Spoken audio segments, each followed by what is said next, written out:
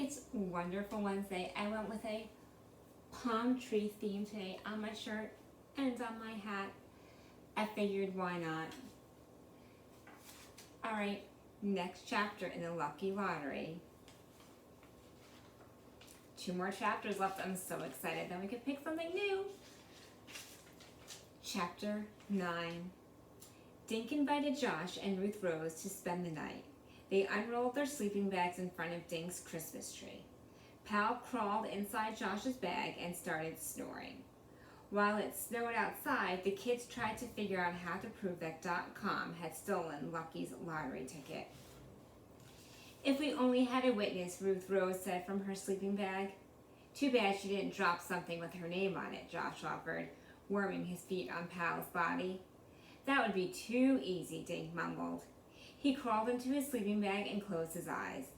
Then Dink was dreaming, but it wasn't a happy the night before Christmas Eve kind of dream. This was a nightmare.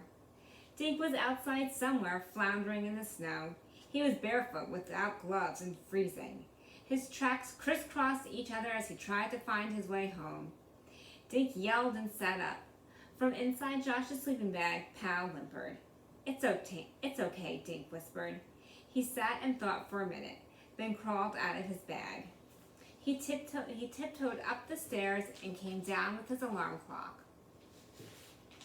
In the hall, Dink made a phone call, left a quiet message, and returned to the living room. He set the alarm clock for 6 o'clock and put the clock in the foot of his sleeping bag. Then Dink climbed back in and went to sleep. When the alarm buzzed, Dink pressed the off button with his toes. He slipped out of his bag and shook Josh and Ruth Rose. Wake up, he whispered, and be quiet.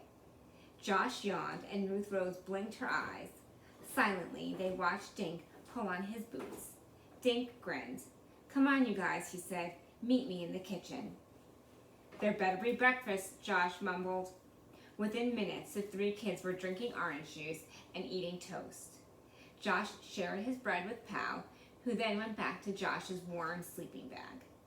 Dink told Josh and Ruth Rose about his nightmare. All I could see was my footprints in the snow, he said. When I woke up, I thought about what Josh said about wishing Dot had left something with her name on it.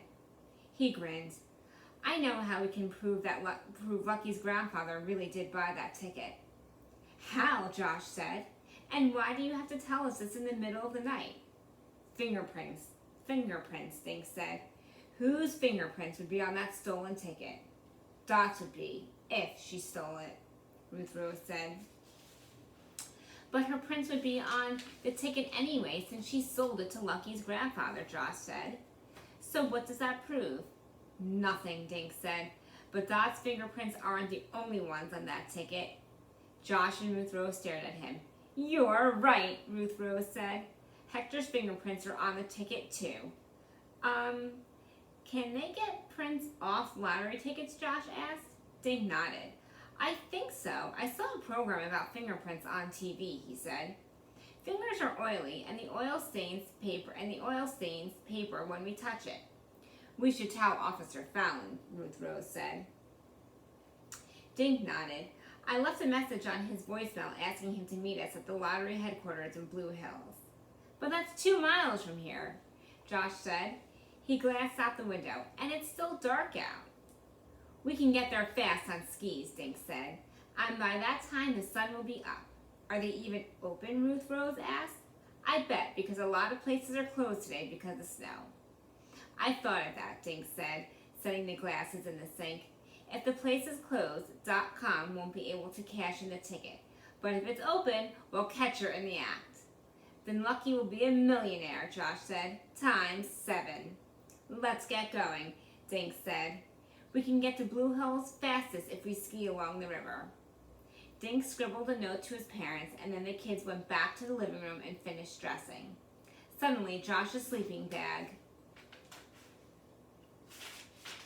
moved. A big bump wriggled toward the opening, and Pal poked his nose out. He looked at Josh and woofed. He wants to come with us, Josh whispered, rubbing Pal's silky ears. The kids grabbed their skis and poles and stepped outside. A full moon hung over green lawn, turning the snow to silver. The kids saw their breath as they skied out of Jake's yard and past Ruth Rose's house. They followed River Road south toward Blue Hills. Once they found their rhythm, the kids zipped along. Over the river, the sun slowly appeared. Silver became gold as night turned to day.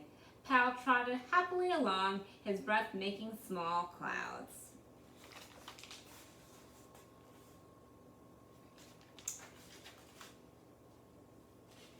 Chapter 10. We'll read tomorrow.